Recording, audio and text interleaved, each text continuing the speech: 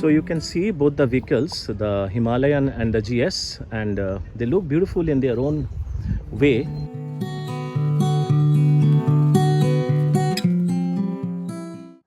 You should subscribe to my channel just for the reason that both of us love motorcycles. We are motorheads and we love going to places. So that's the lovely Himalayan in the background. So today's comparo is not going to be about the city ride capabilities of both these two motorcycles, because I've already done that and the video is up on my channel. You can have a look.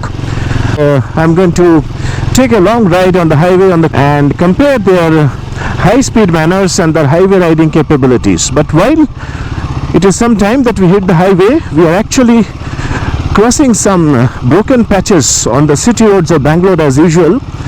And let me tell you my first impressions. Well, it's fantastic. It is nothing less than my GS, as good as my GS or probably a tad better. So if you are looking at a comfortable crossing of all the pothole-ridden roads of Bangalore or any city that you live in, this is a fantastic proposition.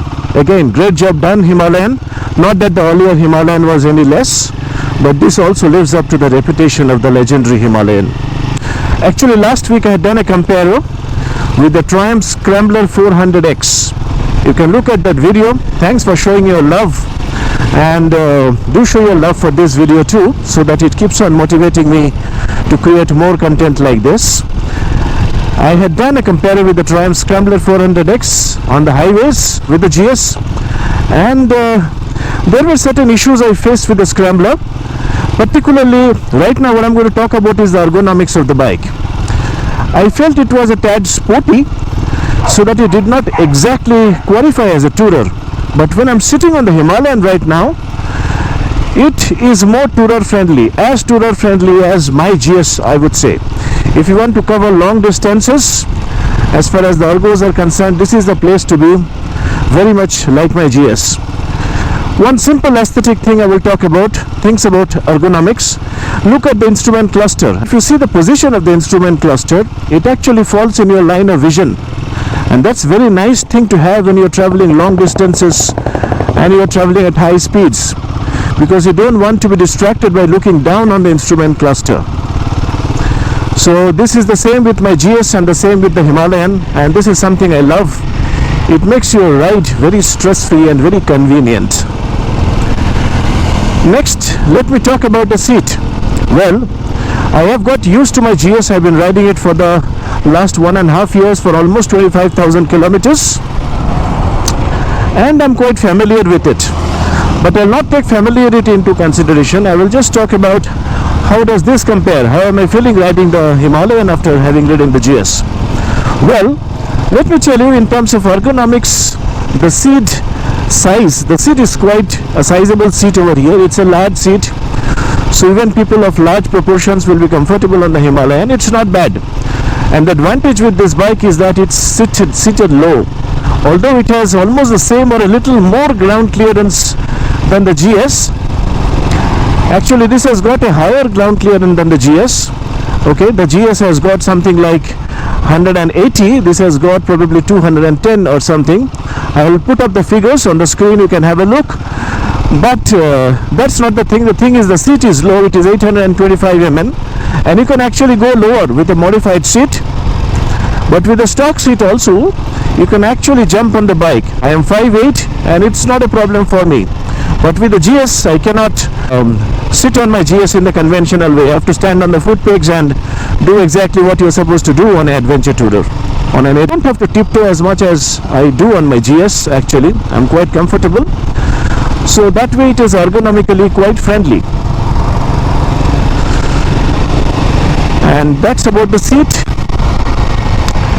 Now let's talk about the position of the brake, the gear lever, etc.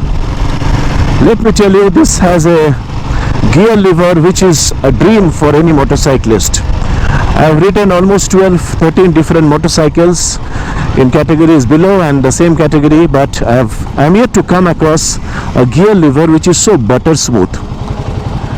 So that's really a compliment, and it is not without a reason.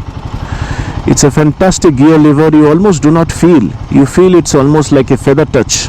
I do not know how RE has achieved. This is probably something the international brands have to learn a thing or two from Royal Enfield. Good job done, Royal Enfield. Fantastic gear feel. I mean, sometimes it can appear a little boring because there appears to be no feel at all. You don't realize the shifts, but that's okay. If it takes away the stress of your ride, it's fine. And I've ridden it yesterday evening also for some time. Let me tell you, I didn't face any false neutrals or any problem shifting from the first to second like I have in my GS. The GS has a little bit of clunky gearbox. It is settled right now after 1.5 years of riding a little bit. But then this is much smoother. The gear shifts are much slicker and much better than the GS. Area of improvement for the GS. It's 5 years almost in the market, and it's time that they come up with a revamped version with a revamped engine, because once again the engine specs, let me cover that once again. This bike feels instantly more torquey. It has more torque. It has got 40 mm of torque at 5,500 rpm, and the GS is just 28 mm top. That's a significant difference. You can feel it when you rev the throttle. This bike just pulls like a locomotive. I'm still not hit the highway, so I'm not going to talk about how it feels at high speeds, but it pulls like a locomotive and you can feel the torque under the hood of the machine. It's fantastic. Very torquey machine. I haven't ridden the earlier Himalayan. I have heard from my friends that it has got more low-end torque, which is something you need when you are doing extreme off-roading. So probably this will not be great as an extreme off-roader. And yes, I cannot but mention the scrambler over here, because in the city riding conditions you probably have to change gears a little more than you do on the scrambler, the same as my GS. So let me tell you, I'm at 35 km/h. I'm on the third gear. Let me shift to the fourth gear. It's fine, not a problem. Engine, no knocking. Let me shift to the fifth gear. I'm about 40 km/h. I think it's starting to get uncomfortable. Let me shift to the sixth gear. No, engine has started knocking. So I was doing 40 km/h comfortably, and I am at 2000 rpm. At 2000 rpm on the scrambler, and if your priority is to do comfortable city chugging along on the city traffic conditions, I think the scrambler is a better proposition, the Triumph Scrambler 400X, because it has got more low speed tractability, more than the GS or the Himalayan. I think these are typically more built for highway conditions rather than city conditions. The Triumph Scrambler has a city bias when the designers or when the engineers designed that bike. This much I can say with confidence. We have spoken about the ergos. There is another point I would like to mention about the ergos. It is about the brake pad. Fantastic brakes, no complaints at all. In fact, it is probably a little stronger than my GS. Of course, these are supposed to be having some kind of off-road credentials. When you go off-road, you are not supposed to have very sharp brakes, because that kind of increases your chance of stalling and tripping. So that is the reason adventure vehicles don't have very powerful brakes like city bikes or street bikes do. Fair enough. But then it is about the position of the brake pad. In fact, on the GS it is positioned a little ahead. These are small ergonomic things, not earth-shattering ones, that makes a huge difference. But you know, here I have to shift my foot back every time from the foot peg, you know, to the brake pad, and it's not a comfortable feeling. It's a kind of a bothersome feeling. With the GS I don't have to do it. I can put my feet on the foot brake, station it, and then use the brake lever as I wish. So I wish this brake lever was a little up front. Small things, maybe in the future version they can correct it. That's the second thing about the ergo. So I have spoken about the seat, I have spoken about the brake levers, I have spoken about the engine. No, I have not spoken about the engine. So coming to the engine, as I said, it's a very torquey engine. It's got 6 PS of power more, horsepower more, and of course it feels more powerful beneath your legs. But then it is about the engine feel that I'm going to talk about. and my GS is almost 1.5 year old. It is not the smoothest of engine. Everybody complains about some amount of vibration. I say it is the engine character. It is not as vibey as you would expect. The earlier Royal Enfield Classics used to be. It's not that kind of a vibration. It's not that something you cannot live without. But there is some kind of a noise, the typical Royal Enfield tappet noise. I don't know whether it is tappet noise or not. Now this, let me tell you, is a rental vehicle. So probably somebody has abused it or misused it. But then when you actually hear the engine at standstill, you can hear some kind of a noise. It sounds like a tappet noise, which you don't hear on my GS even after the fact that it has done about 25,000 kilometers.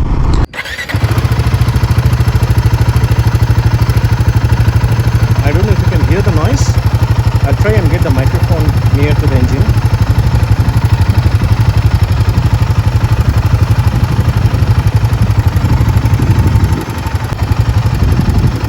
It's a kind of rumbling sound from the engine that emanates. And let us compare it to the GS when it starts. Now let's hear the GS. How does the engine sound at start? Whether you get the similar kind of noise or a different kind of noise.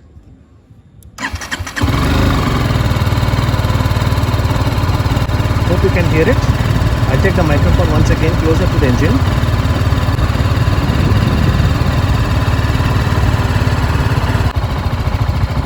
At least to my ears, this is more pleasant to hear. So it's a bulletproof engine, I can tell you, the GS. Even this will last years. There are Royal Enfields which have lasted a century, if I'm not overstating, which I gather, so not a problem. But then, will it feel as good as new after riding 25-30,000 kilometers? Well, I think the GS scores a point over there in terms of build quality. Of course, there is a price difference also that you have to take it into consideration. The GS comes at a little premium, not significant one, maybe 30-40,000 more than the Royal Enfield. This is almost 4 lakh rupees on road. In Bangalore, that's about 445, almost 4.5 lakhs on road. And with a lower power figure, lower torque figure, that's a significant, but that's the price you pay for owning a Beamer. You know, a lot of people own it just for the logo and not for nothing else. If you're not into that kind of thing, you are very well off with the Royal Enfield Himalayan. Of course, this will sell in much larger numbers as any Royal Enfield does. And but then you cannot ignore the fact that the engine probably is not as refined as the GS is after say 10,000 or 20,000 kilometers. There are some speed breakers. Let me do a saddling. Oh, fantastic. So this is a very saddle friendly bike. So if you are into off-road travel frequently and you would like to explore destinations that don't have the perfect tarmac, I think this is a fantastic bike to be on. And very comfortable. And these are the stock handlebars, no handlebar raisers, etc. On my GS I had to fit handlebar raisers actually. But one thing I cannot afford to miss about telling about this bike is the way it pulls. You know, about 30-40 km per hour. I have still not done the higher speeds. It pulls like a locomotive, absolutely. You are thrown back actually. The torque, 40 mm of torque is instantly perceivable when you actually pull the throttle at lower gears. A little surprised because this is not exactly a long stroke engine for RE. Again, coming back to the engine, because it still has the kind of a rumble Royal Enfields are supposed to have. From what I've gathered, it's got about 84 by 80 kind of a square engine. So it is a square kind of engine. It is not a long stroke engine which RE usually makes. And in spite of that, it kind of has that RE kind of rumble. You can feel it's very different from my GS. The GS is typically a short stroke engine. You can hear the short stroke hum. Some people call it vibes. I don't call it vibes. It's the character of the engine. And but with the RE, you can feel there is some kind of a movement of the piston, and it still has that very pleasant rumble that Royal Enfields have. The other long stroke Royal Enfields. Lovely. So now we have hit the highway and it's time to increase the revolutions so that I get to compare the Royal Enfield Himalayan 450 with my GS310. Lost some rumble strips, fantastic. Not a thing that I could feel, very similar to my GS. On the scrambler you could feel it actually. And I love the way it pulls, So I'm at 71 km per hour.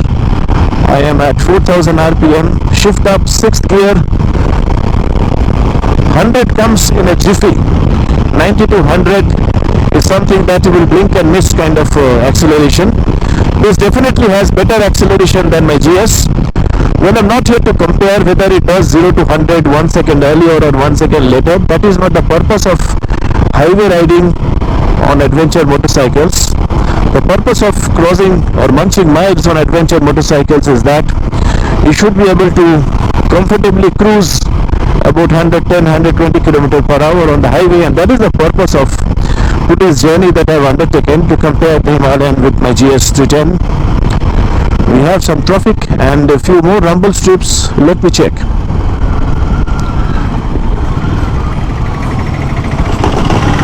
Well, I was seated. I didn't saddle this time and it was okay, comfortable. So the suspension is fantastic. So this is where probably the GS and the Himalayan 450 will tick all the right boxes. But now we have an open highway in front of us and I think we can increase the revolutions. So 77 km per hour, 6th gear, 80. I am at 90. Let me touch 100. 102, 103. Lovely. It keeps pulling. Even after 100 it keeps pulling. I don't know if you have ridden the other Royal Enfields. I used to own a Meteor 350 and it used to kind of jutter and get nervous after 100 km per hour. You would not be comfortable. It is not the case with this Royal Enfield. I think it is built to munch miles, do the long distances between cities, between towns and take you places. Fantastic machine. Very beautiful ergonomics, sitting position. The seat is a tad higher than my GS and I would say the seat is a little kind of harder than my GS.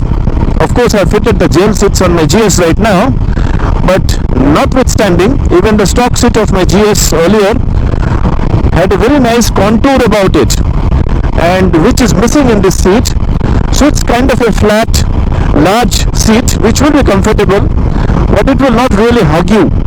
It will not really cocoon you inside the seat. So that's something I enjoy when I ride my GS.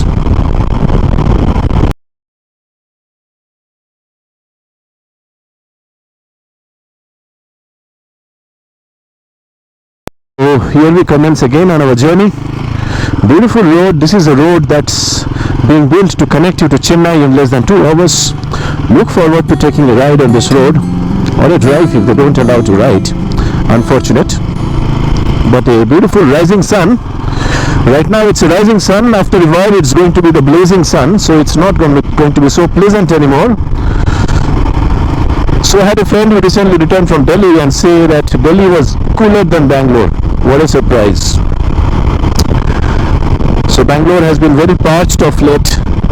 Water scarcity, very little rain, and not the best of things happening in this beautiful city. I hope it rains soon and it gets cooler. Anyways, so coming to the point, what we are discussing today. So I'm on the open highway right now, riding the Himalayan 452 and evaluating its performance with my G310 GS on the highway. 3,500 RPM doing 60 km per hour. So I'm at 6th gear right now. I was on the 5th gear. So on the 5th gear you're comfortable when you're doing 60 km per hour. Very similar to my GS, 60 and above. So let me increase the revs. Yeah, some traffic over there. Let us quickly cross the traffic. This bike can easily cross the traffic, not a problem. It has got enough of grunt, just a small twist of throttle and everything will vanish in the horizon behind you. Lovely. 89. 100 comes in a jiffy. Absolutely. You don't realize how fast the 100 km per hour mark is there on the speedo. Amazing. I never expected a Royal Enfield to behave like this. Fantastic job done. So I have compared the Royal Enfield Himalayan 450 with the GS based on the city riding conditions, including the scrambler. And today's comparison is on the highway. 100 km per hour on between 5,200 RPM, 110, 115. So my GS does about 100 km per hour at 6,000 RPM, but this does about 115 km per hour. So 15 km higher speed per hour higher speed at about 6,000 RPM. That's the initial impatience. Increasing the revs, 100, 106, 110, 114, 15, 20, fantastic, 122, lovely. Highway cruising is a breeze on this motorcycle, and I don't feel so much of vibrations. There are vibrations post 120, and there are vibrations on the scrambler as well as the GS, but I think this will be having less vibes at 120 to 140 km per hour than either of the two bikes, the scrambler and the GS. So if you intend to do a little higher speed, not earth-shatteringly more, but if you want to cruise at higher speeds, I think this is a better proposition. And kudos Royal Enfield. The kind of vibration management that you have done from the history and background that you have come is a long, long way. Proud about you. And they are selling these motorcycles across the world. So interestingly, between 90, 100 km per hour plus, there are vibrations on the handlebars. I can feel it. 110. But at 120, the vibrations kind of reduce and tend to disappear. So that's the funny part about this motorcycle. And that is also not a good part, because most of the time on the highways you'll be doing speeds of about 100 to 110 km per hour, but that is when you will feel the vibrations on the handlebars, not so much on the foot pegs, but I can feel them on the handlebars. I do not know dampeners or what will help, but you can feel it actually. If you do it for significantly long time, like 1 hour, if you cruise between 100 to 110 km per hour, probably you will start feeling some kind of a numbness on your hand. So coming to the comparison with my GS, between 100 to 110 km per hour, it's butter smooth. It is the sweet spot for the GS. The engine emanates a very nice purr, and there is absolutely no vibration. But this is not the sweet spot. In fact, the sweet spot starts post 115, 120 km per hour for this bike. Funny. I don't know how they managed it, but this bike is meant for cruising at higher speeds than the GS or the scrambler. This much 130 easy peasy. So if 120 comes easily on my GS, this can do 130 easily. Lovely, enjoying it. And very little vibration between 120 to 130 km per hour. Probably I have not done speeds higher than that, neither do I intend to do today. This is not the road for that, but I'm sure it is capable of more. 150 should be easy for this bike.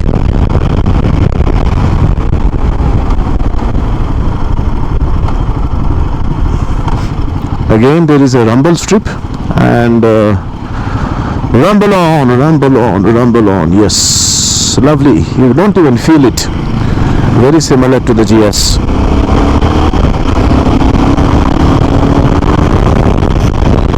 I love this. It feels like a locomotive. There is a mechanical feel to the engine. If it wasn't for the tappet noise at standstill or at lower RPMs, on the higher RPMs you don't realize it, because the vibrations, because the revolutions are too much. It kind of neutralizes that noise.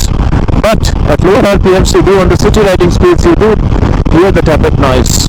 Not a nice feeling.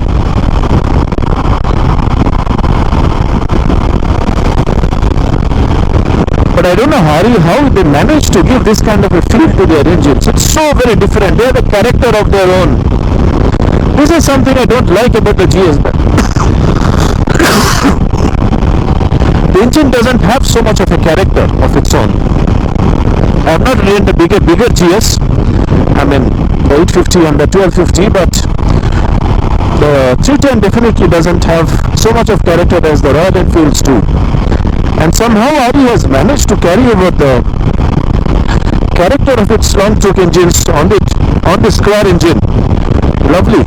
I don't know how they really pulled it off.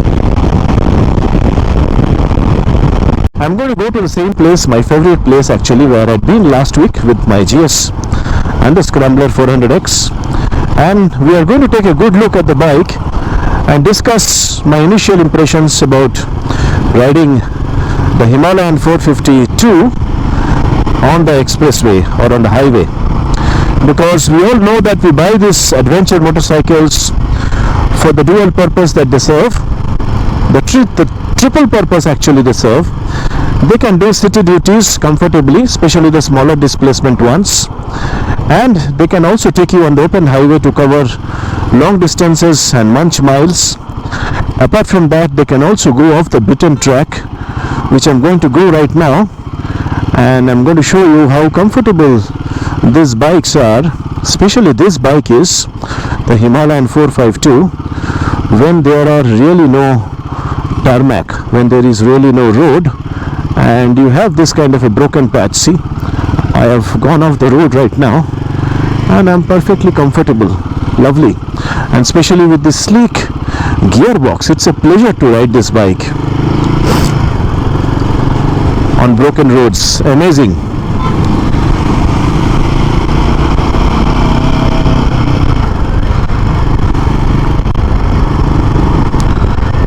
So here you go. We are close to the destination.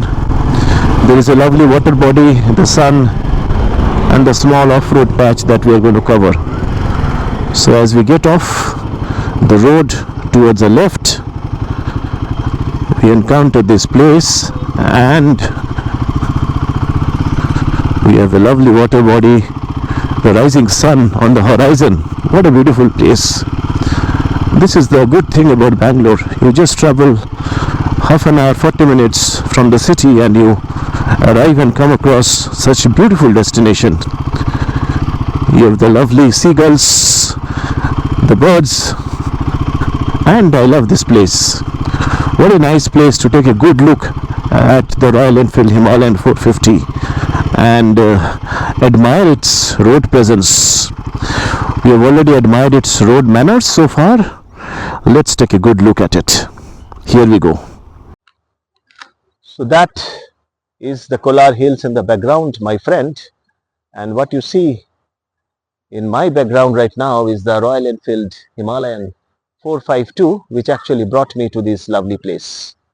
And let me tell you, while I enjoyed the ride, I also enjoyed admiring the machine, the beautiful way that it has been built. And as I was telling that sometimes we buy these machines and we expect one machine to do everything. We expect that my machine will be fantastic off-road, it will be fantastic within city limits, it will be fantastic on the highway. Life doesn't work that way, right? When a manufacturer makes a machine, they make a motorcycle with a certain purpose. So what the Scrambler does very well inside the city, we can't expect the Himalayan and the GS to do. The Scrambler is fantastic inside the city. It is a Scrambler and it is not an adventure motorcycle. The manufacturer Triumph doesn't claim it to be. So when people actually complain, looking at my post, that my machine is good at any RPM, in every rev band, everywhere inside the city highway, let me tell you, my friend, it is fantastic, but it is fantastic in its own area of comfort. Each bike has a zone of comfort. Like the Himalayan, the zone of comfort for this bike is off the road and it is also on the open highway. And the same is true for even my GS310. It is good inside the city limits. Can it not do city speeds or navigate traffic in the city limits? Yes, it can. But then the larger proportions of the Himalayan as well as the GS. The Himalayan will be a tad more difficult because it's also heavier. It is heavier by almost 20 kilos than the GS. The GS weighs about 175. This is about 196 kilos. Even the Triumph Scrambler is 186 kilos. But the Scrambler, what it has achieved with its design language is a very narrow proportions and very compact proportions, which makes it so easy inside the traffic, inside the city traffic, negotiating between cars, between vehicles and between buses. But these bikes are little larger in proportion, both the Himalayan and the GS, and they will not be as comfortable as the Scrambler, traveling, doing daily come-outs into the city. Now the question is, can they not do it? That's not the question. I travel from office to home every day 21 kilometers up and down, and I'm quite comfortable with the GS. Particularly these bikes are so comfortable because they are fantastic suspensions. The Himalayan, Scrambler, GS, all of them has lovely suspensions. They have long travel suspensions. The Scrambler doesn't have so long a suspension. It's got about 150 mm of suspension travel compared to the 180 mm of the GS and probably the 200 mm or 210 mm of the Himalayan. You can look at the figures.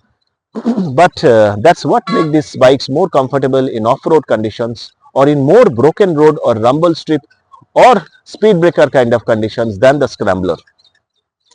So that's the purpose of my video today. I wanted to compare these three vehicles about their highway manners, and I'm not giving any conclusion over here, but I've given my initial impression, my feelings about riding these three vehicles actually back to back across the week.